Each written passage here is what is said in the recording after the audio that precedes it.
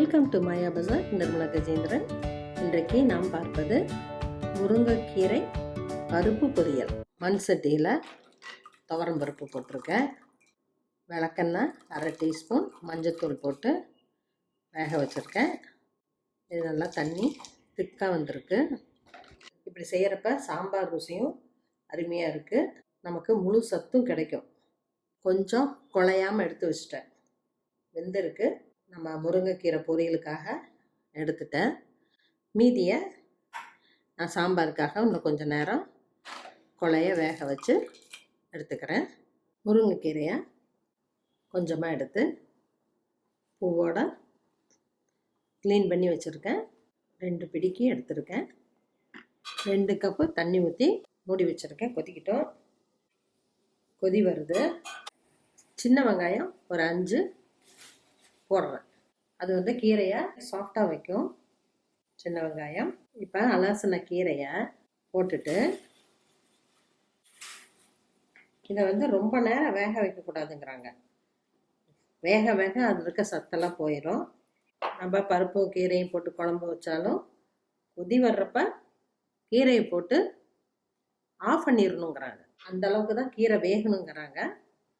இப்போ நான் போட்டுட்டேன். லேசாக திருப்பி விடலாம்.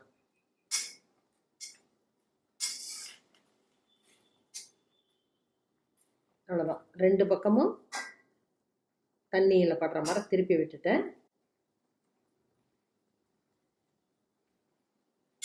இப்போ மூடி போட்டு ஸ்டவ் ஆஃப் பண்ணிடுறேன். மூடியை திறக்காமல் ஒரு 3 to 5 மினிட்ஸ் அப்படியே வச்சுருப்போம். அதுலேயே வெந்துடும். அதுக்கப்புறம் தாளிச்சிருவோம்.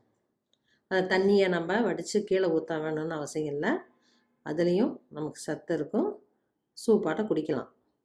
இவ்வளவு நேரம் தான் வேகணுங்கிறாங்க.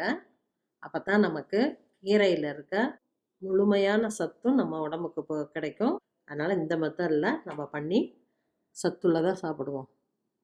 கடாய் வச்சுருக்கேன். 2 டீஸ்பூன் நல்லெண்ணெய் விட்டுருக்கேன். 1 பிஞ்ச் கடுகு.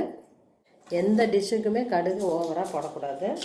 கடலைப்பருப்பு 1/2 டீஸ்பூன், உளுந்தம்பருப்பு 1/2 டீஸ்பூன், பூண்டு 2 போடுறேன், பச்சை மிளகாய் 1, வரமிளகா 3. லேசாக கருவேப்பிலை, சின்ன வெங்காயம் 10. இது லேசாக ஃப்ரை ஆகட்டும். ரொம்பவும் ஃப்ரை ஆகணும்னு அவசியம் இல்லை. இப்போ கீரையில் இருக்க தண்ணியை வடிச்சிட்டேன். நல்ல ஒரு கலரில் இருக்குது பாருங்கள். இப்போ கீரையும் வெந்துருச்சு. நம்ம பருப்பெல்லாம் போடுறப்ப நல்லாவே வெந்துடும். இப்போ தாளித்து வச்சதை போட்டுடலாம். கல்லுப்பை பொடி பண்ணி வச்சுருக்கேன். அதில் கொஞ்சம் போட்டுக்கலாம். பருப்பும் போடுறதுனால அதுக்கு சேர்த்து போட்டுக்குவோம். வேக வச்ச உதிரி உதிரியான பருப்பு கொஞ்சம் போடுறோம். இப்படி போடுறப்ப முருங்கைக்கீரை சாஃப்டாயிரும். குழந்தைகள்லாம் சாப்பிட்றதுக்கு மறுக்க மாட்டாங்க. சில குழந்தைங்களுக்கு முருங்கைக்கீரைன்னாவே வேண்டான்றுவாங்க. வளர்ந்த குழந்தைகளும் தான்.